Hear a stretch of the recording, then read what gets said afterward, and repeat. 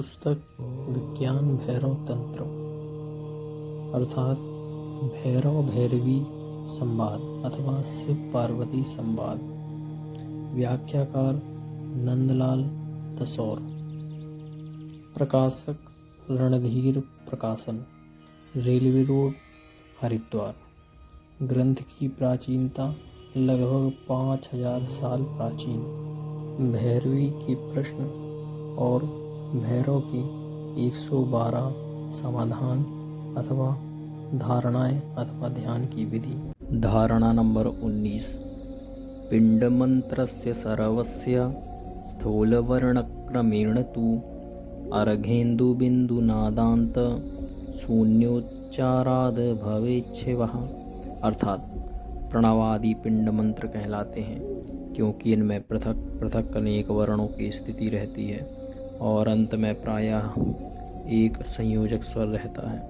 इस प्रकार इन स्थूल वर्णों का उच्चारण करने के बाद अर्धेन्दु, बिंदु, नादांत आदि सूक्ष्म से सूक्ष्मतर वर्णों के उच्चारण का शून्य अवस्था तक अनुसंधान किया जाता है।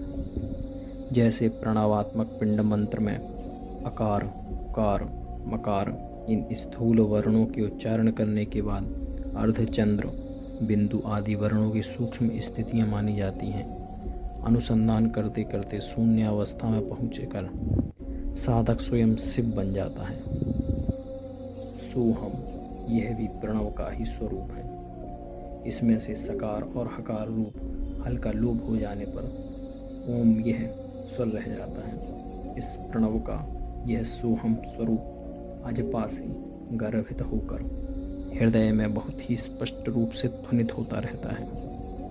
अर्थात दिन रात बिना रुके निरंतर चलती रहने वाली श्वास प्रश्वास प्रक्रिया में ध्वनित होता रहता है।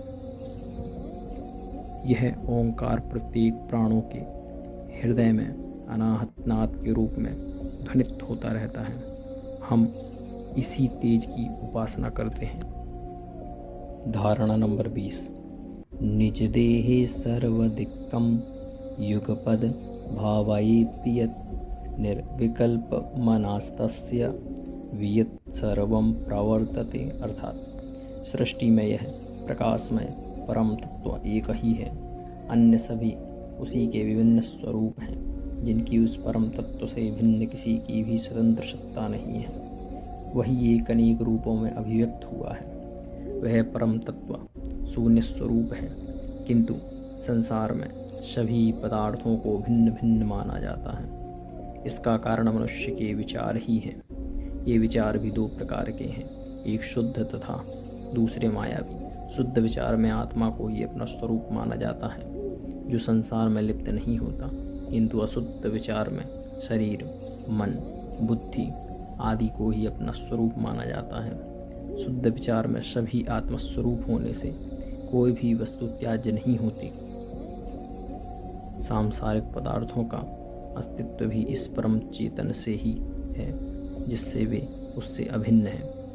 उसके विरोध ही नहीं है, किंतु संसार में यह भिन्नता ज्ञात होती है कि सभी पदार्थ भिन्न भिन्न हैं। साधक का लक्ष्य उस एक ही परम तत्व शिव की ओर होना चाहिए कि सभी कुछ वही है, उससे भिन्न किसी की सत्ता नहीं है। साधक को इन विकल्प वाली दशाओं का त्याग कर निर्विकल्प दशा में स्थित हो जाना चाहिए। यही प्रकाश में स्वात्म स्वरूप है।